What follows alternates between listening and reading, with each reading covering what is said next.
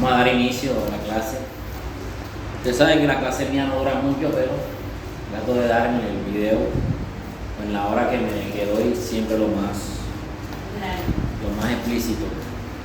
Vamos a orar primero que todo, colocar esta clase en las manos de Dios. Padre, gracias te damos en esta tarde, Dios, por permitirnos estar en este lugar. Permitimos reunirnos para escuchar tu palabra, para aprender de ella, para estudiarla, Dios mío, y que esto, Señor, que aprendemos en este lugar, podamos colocarlo por obra en nuestras vidas, Señor, en el nombre poderoso de Jesucristo. Te pido de manera especial que bendigas a mis hermanos que nos ven a través de este video, que no están aquí presentes, pero que esta clase también, Dios mío, se da con la intención de que ellos reciban también a través de este video. En el nombre de Jesús, danos sabiduría, entendimiento, inteligencia, conocimiento, Dios, que podamos adquirir mucho conocimiento, Padre, en el nombre poderoso de Jesucristo. Amén y amén. En clases pasadas hablamos hasta el capítulo 4, ¿verdad? Donde la iglesia primitiva daba todas sus propiedades y las colocaban a los pies de los apóstoles. Uno de esos hombres que dio sus propiedades fue Bernabé, quien en la iglesia pues tenía un sobrenombre como hijo de consolación. La palabra Bernabé significa hijo de consolación, porque él obviamente pues a través de sus ofrendas consolaba a muchas personas que eran pobres.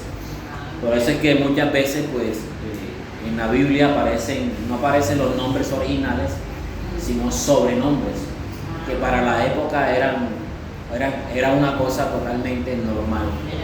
O no eran sobrenombres como los de hoy en día, sino que tenían un sobrenombre que era de acuerdo a la personalidad de aquellos.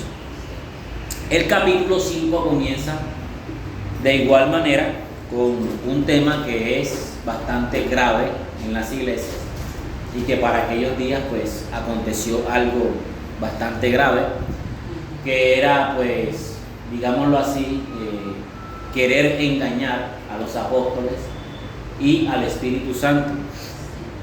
Porque esta pareja que habla el capítulo 5, Ananías y Zafira, quisieron seguir el ejemplo de Bernabé, vendiendo también todas sus heredades, pero ellos llegaron a la conclusión de que no iban a entregarlo todo, sino que iban a reservarse una parte. No era malo lo que estaban haciendo, pero la idea de ellos era decirle a los apóstoles y a las personas que estaban escuchándoles que ellos habían dado todo, cuando en realidad se habían reservado una parte.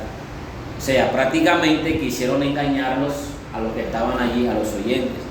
Por eso dice el capítulo 5: pero cierto hombre llamado Ananías, con Zafira su mujer, vendió una heredad y sustrajo el precio, sabiéndolo también su mujer, trayendo solo una parte a los pies de los apóstoles. Y dijo Pedro a Ananías: ¿por qué llenó Satanás tu corazón para que mintieses al Espíritu Santo y sustrajeses del precio de la heredad? Reteniéndola no se te quedaba a ti, y vendiéndola no estaba en tu poder. ¿Por qué pusiste esto en tu corazón? No has mentido a los hombres, sino a Dios. Al oír Ananías esta palabra, cayó y expiró, y vino un gran temor sobre todos los que él oyeron. Amén. Fíjense ustedes que ellos toman el ejemplo de José o Bernabé, de querer vender su propiedad y colocarlo a los pies de los apóstoles. Pero mintieron con decir que era todo lo que habían obtenido, cuando en realidad solamente era una parte. Ellos sintieron, digámoslo así en pocas palabras, envidia de que a Bernabé se le exaltara y se le elogiara como un hombre piadoso, como un hombre bueno, y ellos también quisieron adquirir esa alabanza, esa posición en el pueblo de Dios. Pero el Espíritu Santo en aquellos días tenía una sensibilidad muy terrible con los discípulos del Señor, o sea, una relación demasiado cercana, que todo se hablaba claramente al oído. Y estoy seguro que el Espíritu Santo le dice al apóstol Pedro: lo que está diciendo él es mentira, nos quiere engañar.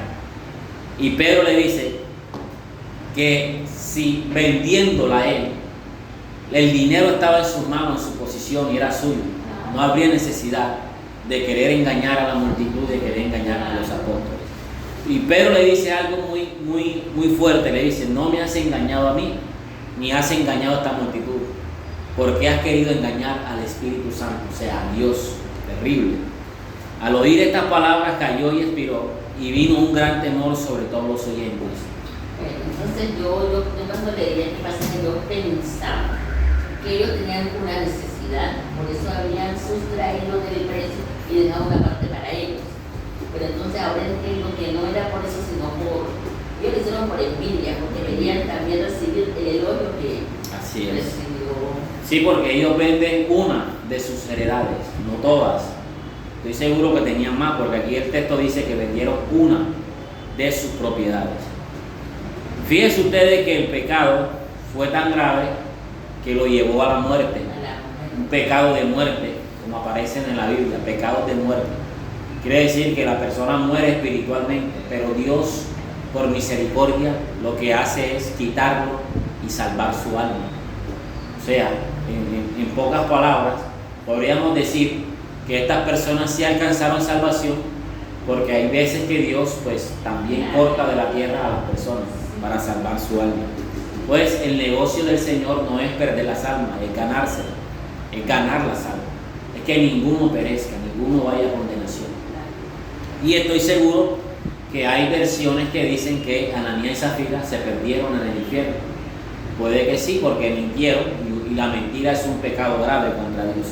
Pero también Dios muchas veces lleva a este tipo de castigos para salvar el alma de la persona. Esto se hizo en... Bueno, a mí me pasó, yo era preso en el Señor, yo era creyente, dedicada a la iglesia. Cuando el Señor una vez me agarra fuerte y me dice: sírveme, porque si no me sirves te voy a cortar. Yo me pegué el susto más tremendo de mi vida, porque, bueno, si él hubiera cortado, mi alma no se perdería, ¿cierto? Claro. ¿Por qué él hubiera cortado aquí? Pero entonces me pegué el susto más tremendo de mi vida. Bueno, pero eso me despertó. Así es. Claro. Y dice: y levantándose los jóvenes lo enviaron, y sacándolo lo sepultaron. Pasado un lazo como de 3 horas, sucedió que entró su mujer, no sabiendo lo que había acontecido. Entonces Pedro le dijo: dime, ¿vendiste en tanto la heredad? Fíjate que Pedro le pregunta: ¿en cuánto fue que la vendiste? Sí. O sea, dándole una oportunidad de que ella dijera: la vendimos en tanto, pero yo llegué a la conclusión con mi esposo de que íbamos a sustraer. Pero ella le dice: no, porque ya habían planeado eso varios días antes. Claro, sí, y ella le dice: sí, en tanto, o sea, confirmando que la venta se había hecho por esa cantidad que Ananías había dicho. Pedro le dijo: ¿por qué conviniste en tener al Espíritu Santo del Señor? Dice: ¿por qué conviniste en tentar al Espíritu Santo? He aquí a la puerta a los pies de los que han sepultado a tu marido, y te sacarán a ti. Al instante ella cayó a los pies de él y expiró. Cuando entraron los jóvenes la hallaron muerta, y la sacaron y la sepultaron junto a su marido. Y vino un gran temor sobre toda la iglesia y sobre todos los oyentes de estas cosas. ¿Cuál fue la intención de Dios? De que las personas también pues tuvieran temor de cometer el mismo error. Porque esto es un pecado bastante grave, terrible, que quizás hoy en día, por la poca relación que tenemos con Dios, no se ven estos castigos, ¿verdad? Por la inmoralidad que hay, por la maldad que hay en las iglesias. Sí. O sea, hubo mentiras, pero también robaron, porque le robaron algo que le iban a dar al Señor. Así, algo que habían propuesto darle al Señor, eso es correcto. Dice: y por la mano de los apóstoles se hacían muchas señales y prodigios en el pueblo, y estaban todos unánimes en el pórtico de Salomón. De los demás, ninguno se atrevía a juntarse con ellos, mas el pueblo los alababa grandemente. Y los que creían en el Señor aumentaban más en gran número, así los hombres como de las mujeres, tanto que los sacaban los enfermos a las calles y los ponían en las camas y lechos, para que al pasar Pedro, a lo menos su sombra cayese sobre alguno de ellos. Y aún de las ciudades vecinas, muchas venían a Jerusalén trayendo enfermos y atormentados de espíritus inmundos, y todos eran sanados. Amén. La fama de los apóstoles empezó a crecer entre los judíos, a tal punto que las personas traían los enfermos. Fíjense ustedes que este texto ha sido malinterpretado muchas veces, al decir que la sombra de Pedro sanaba a los enfermos. Si usted lee el texto bíblico bien, usted se va a dar cuenta que la sombra de Pedro no sanaba a los enfermos. Ellos traían los enfermos, los colocaban. Dice, si al menos la sombra de Pedro caía sobre ellos. Pero no dice que los sanaba, ¿verdad? Ni tampoco lo hacían con la intención de que Pedro los sanara. Simplemente los traían y los colocaban en ese lugar para que los apóstoles oraran por ellos, porque la fama de que ellos hacían milagros y señales se había extendido por todo el territorio de Judea. Dice el verso 16, y aún de las ciudades vecinas muchos venían a Jerusalén trayendo enfermos y atormentados de espíritus inmundos, y todos eran sanados.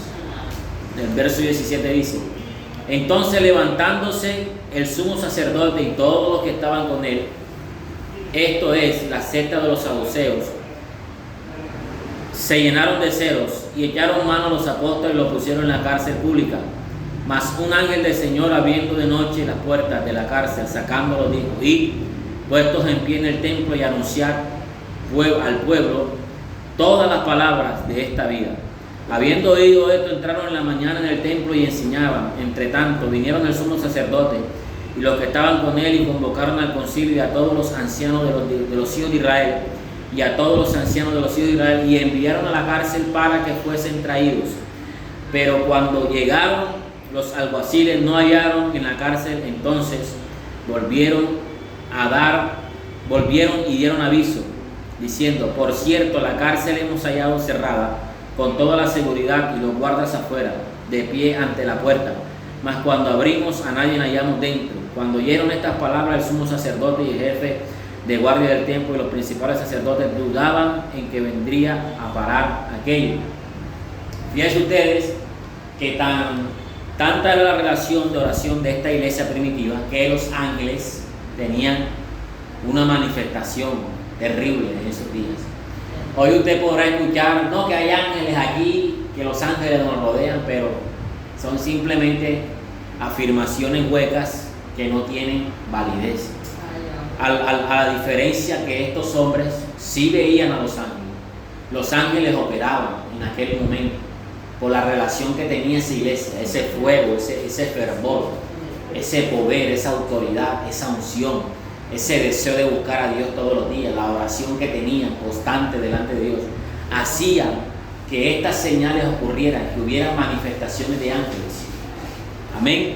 O sea, el ministerio de los ángeles estuvo activo en la iglesia primitiva, y estoy seguro que lo está, pero no como en aquellos días, como se movía en aquellos días, que un ángel venía y sacaba a las personas de la cárcel y las ponía fuera de la cárcel sin necesidad de romper ningún candado ni nada. Esto era terrible. Dice, pero viniendo uno les dio esta noticia, he aquí los varones que pusiste en la cárcel están en el templo y enseñando al pueblo.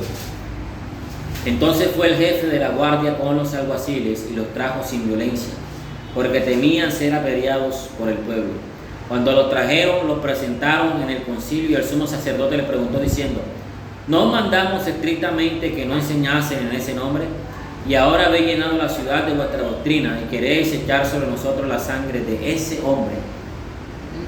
Respondiendo Pedro y los apóstoles dijeron, es necesario obedecer a Dios antes que a los hombres. El Dios de nuestros padres levantó a Jesús, a quien vosotros mataste colgándole de un madero. A este Dios ha exaltado con su diestra, porque príncipe y salvador, para dar a Israel arrepentimiento, perdón de pecados.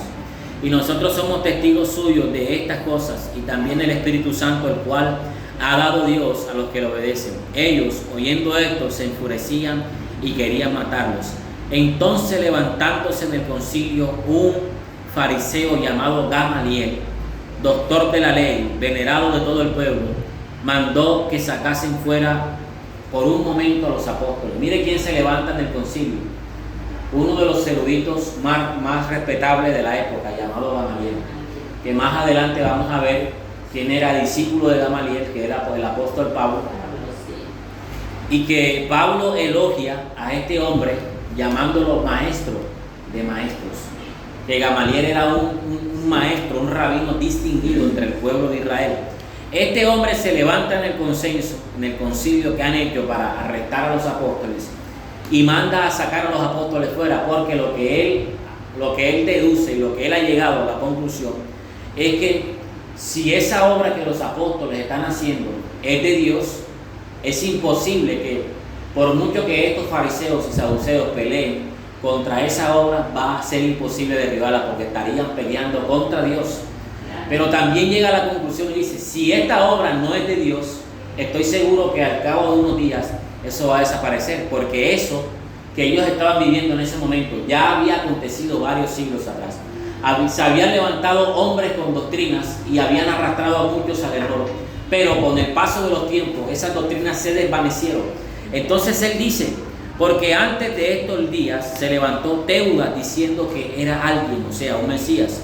A este se unió un número como de 400 hombres, pero él fue muerto y todos los que lo obedecían fueron dispersados y reducidos a nada.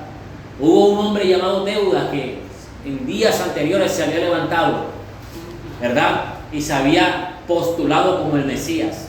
Y él dice, mire lo que le aconteció a ese hombre, que se postuló como Mesías, pero lo mataron y todos los que creyeron en él se dispersaron. También dice, después de esto se levantó Judas el Galileo en los días del censo y llevó en pos en sí mucho pueblo, pereció también él y todos los que lo obedecieron y fueron dispersados. Ahora os digo, mire lo que dice, apartaos de estos hombres y dejadlo, porque si este consejo o esta obra es de los hombres, se desvanecerá. Si lo que los apóstoles predican es de ellos, es idea de ellos, eso en pocos días se va a desvanecer, porque ninguna doctrina tiene fuerza para mantenerse por mucho tiempo. Le dice, mas si es de Dios, no la podréis destruir, no sea tal vez hallado luchando contra Dios. Él les da un consejo a los fariseos, no peleen, porque posiblemente ustedes estén luchando contra Dios, porque esta obra que estos hombres hacen, la hacen porque han creído en el Jesús que ellos creen. Y dice, y ellos salieron de la presencia del concilio, gozosos de haber sido tenidos por dignos de padecer afrenta por causa del nombre. Y todos los días en el templo y por las casas no cesaban de enseñar, predicar a Jesucristo. Ahora, viene algo muy importante, que es el llamamiento de los diáconos. Amén. El llamamiento de los diáconos surge por la problemática que se presenta en Jerusalén. El idioma del Imperio Romano era el idioma griego, que se llamaba griego koiné o griego común, es decir, como el inglés hoy en día. El inglés hoy en día, usted va a cualquier país y hay personas que hablan el inglés, a cualquier país del mundo, porque es el idioma común de todas las personas. Entonces, el idioma griego era el idioma común, el idioma del imperio. Todos los comerciantes hablaban griego, sea de Roma, sea de Asia, sea de Egipto. Todos tenían que hablar el griego porque ese era el idioma del comercio. Entonces, habían judíos de habla griega, porque en el Imperio Romano, obviamente, como habían sido dispersados muchas tribus, los judíos aprendían a hablar griego y otros idiomas. Pero en aquellos días, dice el verso 1, como crecía el número de los discípulos, hubo murmuración de los griegos contra los hebreos, es decir, contra los judíos que hablaban hebreo. ¿Por qué? De que las viudas de aquellos eran desatendidas en la distribución diaria. Es decir, que por la falta de hablar el hebreo, los que hablaban griego llevaban la de perder cuando había repartición de alimentos. Y los griegos empezaron a discutir y a colocar quejas de que cuando se repartían los alimentos, pues esto le ocasionaba pérdidas a ellos, porque ellos no hablaban hebreo como tal, y el beneficio era más para los hebreos que para los griegos. Entonces, los 12 convocaron a la multitud de los discípulos y dijeron: no es justo que nosotros dejemos la palabra de Dios, o sea, la predicación. No es justo que un predicador, hermano, no es justo que un pastor, por ejemplo, se dedique a arreglar asuntos cuando él tiene sus propios problemas. Por ejemplo, cuando un pastor le toca trabajar porque no hay la suficiente economía en la iglesia para él poder sostenerse y sostener a su familia, a ese pastor le toca trabajar secularmente y olvidarse de la obra. Imagínense un pastor que llega a las 6 de la tarde de trabajar a abrir la iglesia para hacer un culto. ¿Qué va a predicar ese hombre? ¿Qué va a darle ese hombre de comer a sus ovejas? Nada. Entonces los apóstoles estaban solucionando estos problemas de alimentación, estaban solucionando los problemas de los griegos, y el tiempo para la predicación se estaba absorbiendo en esos problemas. El tiempo para la oración se estaba absorbiendo en arreglando todos estos asuntos que se presentaban entre los griegos y los hebreos. Entonces ellos dicen: buscad pues, hermanos, de entre vosotros a 7 varones de buen testimonio, llenos del Espíritu Santo y de sabiduría, a quienes encarguemos de este trabajo. Vamos a delegarle a alguien este trabajo. Dice: y nosotros persistiremos ¿en qué? En la oración y en el ministerio de la palabra. Fíjense ustedes que es importante que en nuestras iglesias hayan personas dedicadas a la oración y al ministerio de la palabra. Porque hay una cosa que está aconteciendo en nuestros días, que es la crítica a las personas que no trabajan. Por ejemplo, las personas que se dedican a servirle a Dios, aún dentro de las iglesias mismas, se levantan personas a criticarle: si tú eres un flojo, tú andas aquí metido todo el día, tú eres una persona que no quiere trabajar y dice con la excusa de que vas a servirle a Dios. Eso está pasando, y esto era normal en la iglesia primitiva. Personas que se dedicaban a la administración de la palabra, a la oración, personas que no trabajaban secularmente, pero que eran sostenidos por las ofrendas de las personas que llegaban a las iglesias en esos días. Y de ahí que ahora que hay mucha gente que ahora pues hablamos de los pastores, también los pastores viven perdóname la palabra, la expresión de los pendejos, dicen, porque ajá, yo usted trabajando para llevarle la plata allá y yo viviendo pues bien caro, ¿no? Claro. Yo me quedo callado. También existe digámoslo así, el exceso que muchos pastores cometen, de querer darse el lujo de tener casas, de tener carros, cuando pues existen obligaciones en la iglesia, gente pobre en la iglesia, a quien ayudar, a quien llevarle un mercado de comida. No todo lo que entra en una iglesia debería ser para el pastor, porque la Biblia es clara en el Nuevo Testamento, donde dice que todos los que trabajan del altar comen del altar, no pero simplemente también teniendo en cuenta la necesidad del pueblo. Exactamente. Para mí eso es algo también importante. Y obviamente también teniendo en cuenta el ingreso, que no todas las iglesias que son pequeñas, uno no va a decir no, que el pastor no alcanza ni para un recibo lujo, no alcanza ni para un recibo. Entonces, eso depende también del tamaño de la iglesia, del concilio, de los ingresos. Todos esos puntos son importantes que nosotros... Bueno, y en los concilios o de la iglesia que le pagan a los pastores. Sí, porque ya son organizaciones grandiosísimas. Y le pagan también a los líderes. Les pagan a los líderes, le dan ofrenda a los músicos. Son congregaciones ricas. Porque son concilios demasiado ricos. Sí. Yo conozco iglesias aquí que pertenecen a concilios de ONG, organizaciones de tipo mundial. Hay una organización que en Gran Bretaña tiene 200 iglesias. Imagínense el dinero que entra a esa iglesia. Esas iglesias tienen unas iglesias en Nigeria que son inmensas, que copan barrios completos. Y ese mismo barrio, alrededor de esas iglesias, hay casas construidas por esos concilios para los hermanos necesitados. sea, estamos hablando de miles y miles de millones que entran de ofrendas a esos lugares.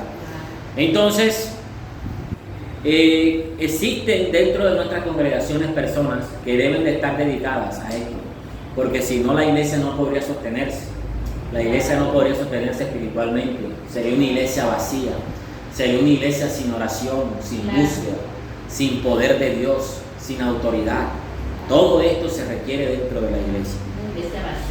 Dice, agradó la propuesta a la multitud y eligieron a Esteban, varón lleno de fe y del Espíritu Santo, a Felipe, a Prócoro, a Nicanor, a Timón, a Parmanas y a Nicolás, prosélito de Antioquía, a los cuales presentaron ante los apóstoles, quienes orando les impusieron las manos, y crecía la palabra del Señor en número.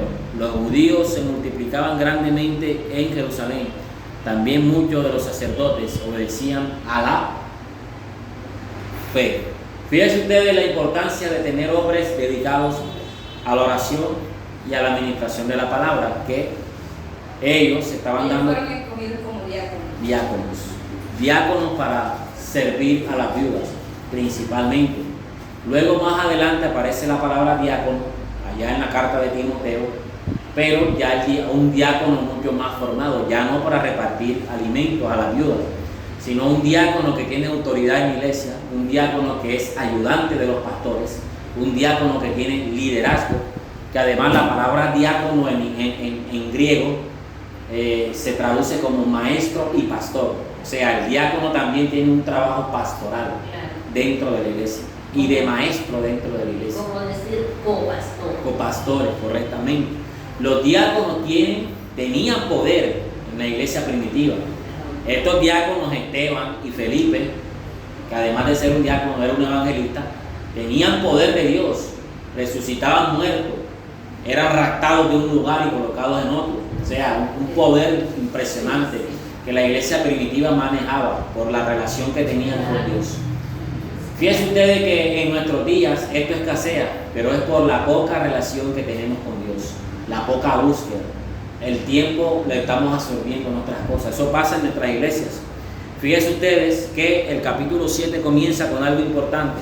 Y aquí, en este capítulo, aparece un tema muy importante que es de gran vitalidad que lo conozcamos en nuestra iglesia. Porque surgen de este tema algunas malas interpretaciones. A lo último del capítulo vamos a ver lo que les quiero decir. Pero vamos ahí en el relato. El sumo sacerdote dijo entonces, esto es así. Perdón, vamos al verso 8 del capítulo 6. Y Esteban, lleno de gracia y de poder, hacía grandes prodigios y señales entre el pueblo. Entonces se levantaron uno de las sinagogas, llamado de los libertos, y de los de Cirene, de Alejandría, de Sicilia, de Asia, disputando con Esteban. Estos libertos eran judíos libertados de la esclavitud, por eso se llaman libertos. O sea, libertados de la esclavitud, que habían recibido libertad y tenían un grupo conformado como los libertos. También habían judíos de Cirene, de la parte de Alejandría, o sea, de Egipto, prácticamente cercano a Egipto, y de Sicilia, de Asia, disputaban con Esteban, pero no podían resistir a la sabiduría y al espíritu con que hablaba. Entonces sobornaron a uno para que dijesen que habían oído hablar las palabras blasfemas contra Moisés y contra Dios. Fíjense ustedes que levantaron falso testimonio contra Esteban y colocaron quejas a los alguaciles, a los sacerdotes, a los fariseos, de que este hombre estaba predicando en contra de Moisés, de la ley de Moisés y de Dios. Y solicitaron al pueblo, a los ancianos y a los escribas, y arremetiendo lo arrebataron y lo trajeron al concilio, y pusieron testigos falsos que decían que este hombre no cesa de hablar palabras blasfemas contra este lugar santo. Ahora cambia la acusación contra este lugar santo. ¿De qué acusaban a Jesús? De que iba a destruir el templo y que en 3 días lo iba a restaurar. O sea, la misma acusación que le hacen al maestro se la están haciendo a Esteban, de que Esteban está hablando cosas malas contra el lugar santo y contra la ley de Moisés. Porque además de eso, también Jesús en algunas ocasiones no atacó la ley de Moisés, pero sí la costumbre de los ancianos. y que Jesús les decía: ustedes tienen por mayor validez las costumbres de los ancianos que la misma ley de Moisés. Jesús decía en ocasiones: oíste decir, ¿verdad? Pero yo os digo. Esa palabra, yo os digo, es que Jesús estaba diciendo: lo que ustedes oyeron oír de los ancianos, de las costumbres de Israel, es falso. Pero yo os digo, o sea, lo que yo digo es la verdad. Estaba confirmando la palabra del Padre. Es lo que está relacionando con la ley. Ustedes han quitado la validez a la ley y le han dado más poder a las costumbres.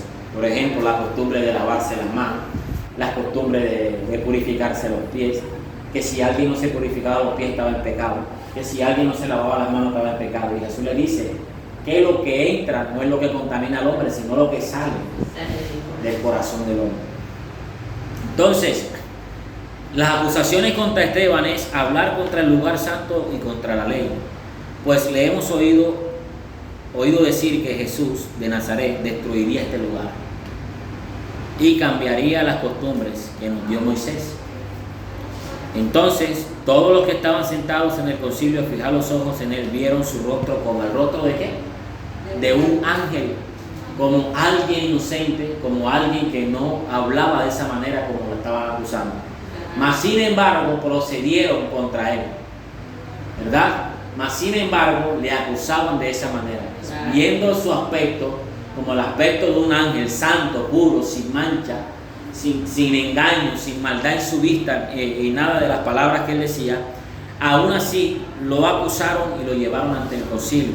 El sumo sacerdote dijo entonces: esto es así. Y él dijo: varones, hermanos y padres, oíd, el Dios de gloria apareció a nuestro padre Abraham, estando en Mesopotamia, al que morase en Harán, y le dijo: sal de tu tierra y de tu parentela, y ven a la tierra que yo te mostraré. Entonces salió de la tierra de los caldeos y habitó en Harán, y allí muerto su padre, Dios le trasladó a la tierra en la cual vosotros habitáis ahora. Y no dio hacienda en ella, ni aún para asentar un pie, pero le prometió que le daría en posesión y su descendencia después de él, cuando él aún no tenía hijos. Y le dijo Dios así: que su descendencia sería extranjera en tierra ajena, y que reducirían a servidumbres y los maltratarían por 400 años. Mas yo juzgaré, dijo Dios, a la nación de la cual serán siervos, y después de esto saldrá y me servirá en este lugar. Y le dijo: el pacto de la circuncisión, y le dio el pacto de la circuncisión, y así Abraham engendró a Isaac, y lo circuncidó al 8º día, e Isaac a Jacob, y Jacob a los 12 patriarcas. Este es un discurso para hablarle a judíos, como les dije en la clase pasada. Sí. Para hablarle a un judío tenías que mencionar primero que todo la raíz genealógica del pueblo de Israel. ¿Para qué? Para de esta manera encajar el nacimiento de Jesús, que provenía de ese linaje real, de ese linaje escogido por parte de Dios. Dice: los patriarcas, movidos por envidia, vendieron a José para Egipto, pero Dios estaba con él y le libró de todas las tribulaciones y le dio gracia y sabiduría delante del faraón y de Egipto, el cual lo puso por gobernador sobre Egipto y sobre toda su casa. Vino entonces hambre en toda la tierra de Egipto y de Canaán, y gran tribulación en nuestros padres, no hallaron alimento. Cuando oyó Jacob que había trigo en Egipto, envió a nuestros padres la primera vez. En la segunda, José se dio a conocer a sus hermanos y fue manifestado al faraón como linaje de José. Y enviando José hizo venir a su padre Jacob y a toda su parentela, el número de 75 personas.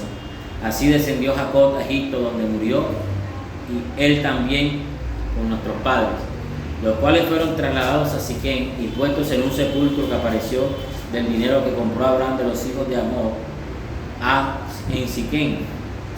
Pero cuando se acercaba el tiempo de la promesa que Dios había jurado a Abraham, el pueblo creció y se multiplicó en Egipto, hasta que se levantó en Egipto otro rey que no conocía a José.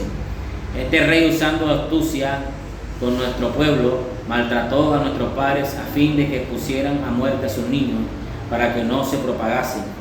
En aquel mismo tiempo nació Moisés y fue agradado ante los ojos de Dios y fue criado 3 meses en la casa de su padre. Pero siendo expuesto a la muerte, la hija del faraón recogió y crió como hijo suyo.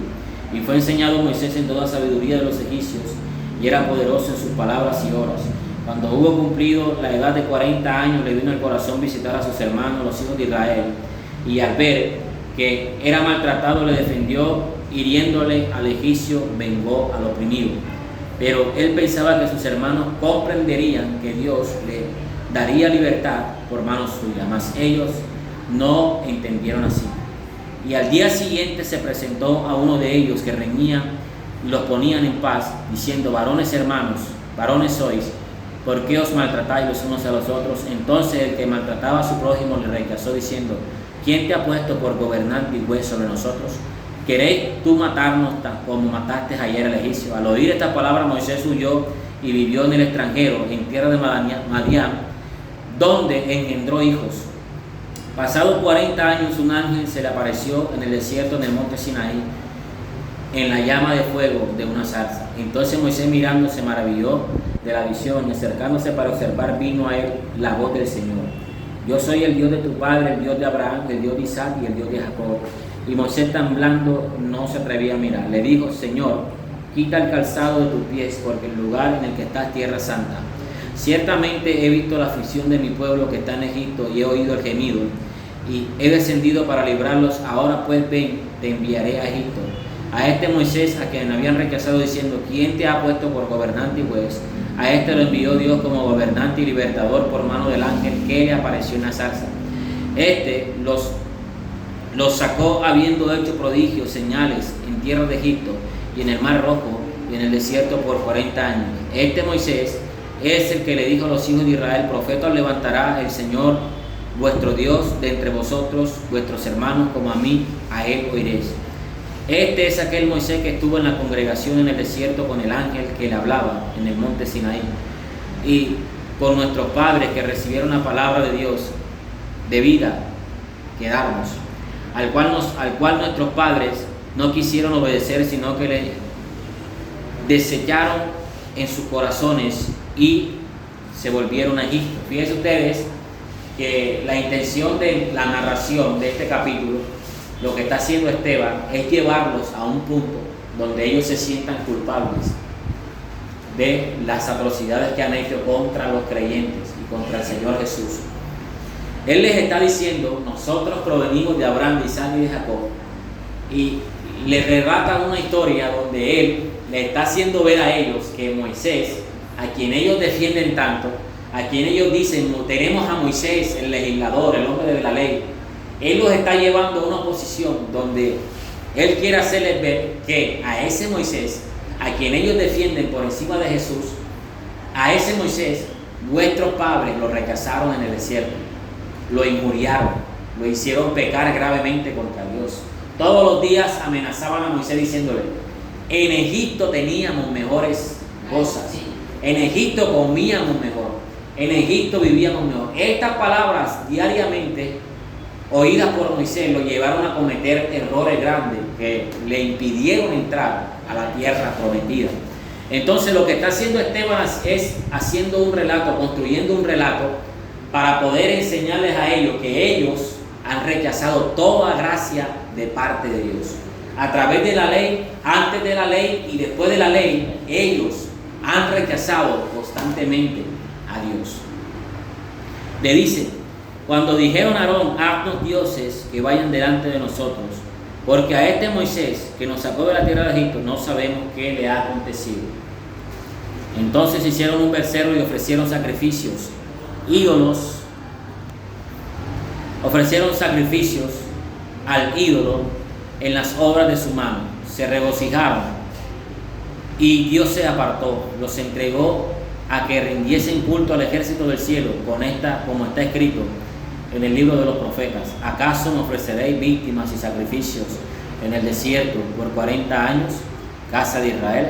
Antes bien, llevasteis el tabernáculo de Moloc y a la estrella de vuestro dios Ranfán, figura que os hiciste para adorarlos, y os transportareis pues más allá de Babilonia.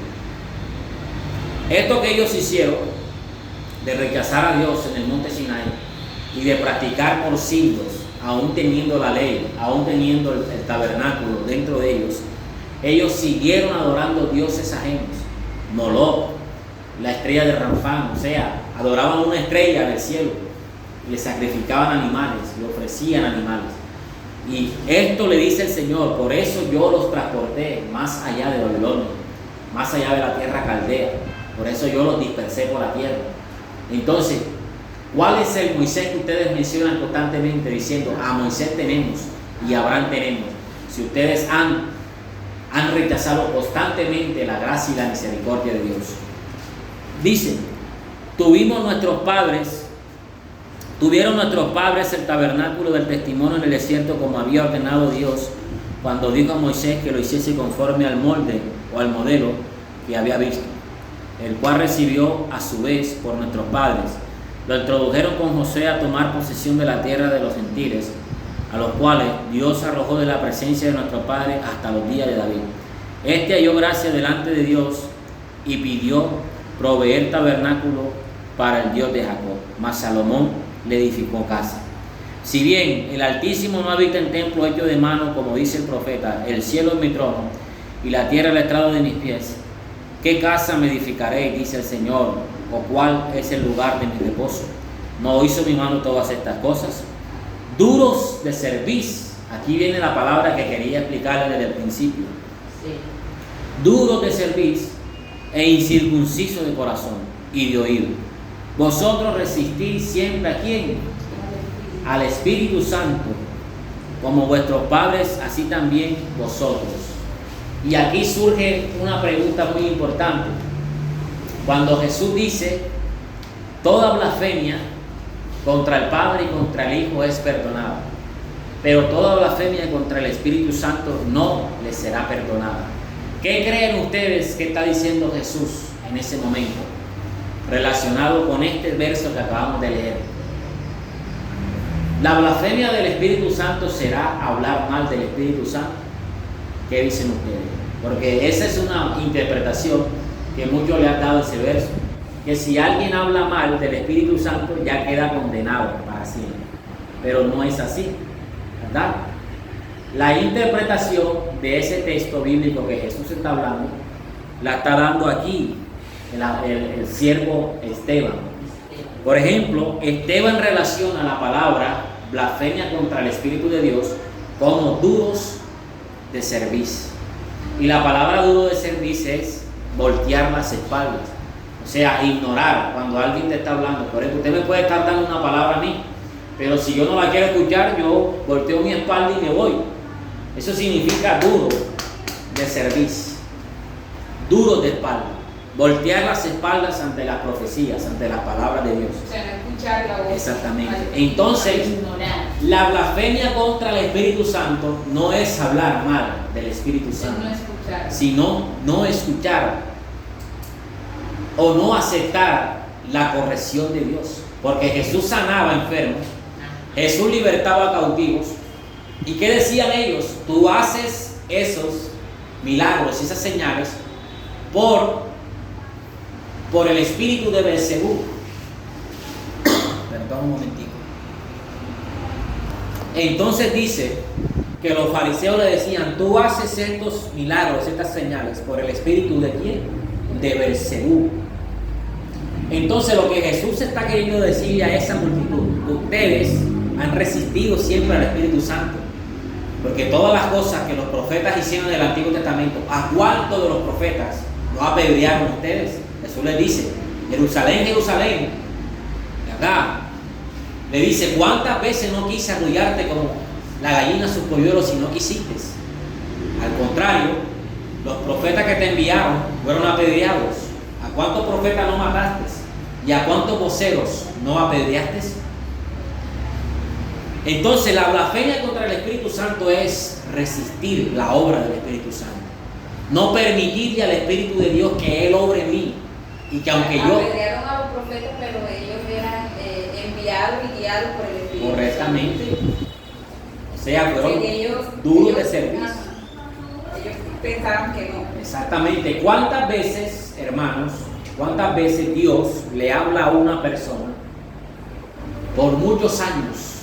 Persona que Dios le está hablando y la persona está dura, la persona no escucha, no oye, no abandona su pecado, no deja su maldad, y el Espíritu Santo allí hablándole, hasta el momento en que la persona ya no tiene la manera de cómo volverse de su maldad. Eso es blasfemar contra el Espíritu de Dios. Eso es endurecer la cerviz contra el Espíritu de Dios. Y Él les dice: duros de cerviz e incircuncisos de corazón, vosotros resistís siempre al Espíritu Santo. O sea, ustedes blasfeman constantemente contra Él. Como vuestros padres, así también vosotros. ¿A cuál de los profetas no persiguieron vuestros padres y mataron a los que le anunciaron de antemano la venida del justo, a quien vosotros ahora habéis sido entregados y matadores? Oyendo estas cosas, se enfurecieron en su corazón y crujían los dientes contra él. Pero Esteban, lleno del Espíritu Santo, puesto los ojos en el cielo, vio la gloria de Dios y a Jesús que estaba a la diestra de Dios. Y dijo: he aquí, veo los cielos abiertos y al Hijo del Hombre que está a la diestra de Dios. Entonces ellos, dando grandes voces, se taparon los oídos y arremetieron a una contra él. Echándole fuera de la ciudad, lo apedrearon, y los testigos pusieron sus ropas a los pies de un joven llamado ¿quién? Saulo. Y respondiendo Esteban mientras invocaba y decía: Señor Jesús, recibe mi espíritu, y puesto de rodillas clamó a gran voz: Señor, no les tomes en cuenta este pecado. Y habiendo dicho esto, durmió, o sea, murió. Entonces la enseñanza que nos deja este capítulo es muy importante, hermanos, que cuando nosotros nos encontramos con pasajes así donde se hace una construcción teológica, o lo que está haciendo él es una construcción teológica del Antiguo Testamento hasta llegar a Cristo. Pero este hombre, Esteban, no llega 100% a la persona de Cristo, sino que lo hace a través de una acusación.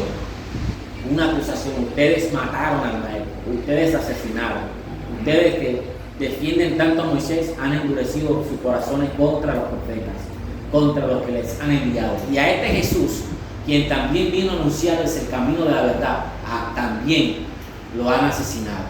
Y cuando oyeron estas cosas, se ensoberbecieron, se enfurecieron. Una gran turba de judíos religiosos, guardadores de la ley supuestamente, arremetieron contra este profeta, porque la única ley que le permitía a un judío asesinar a otro era que éste dijera alguna afrenta contra el templo y contra la ley de Dios.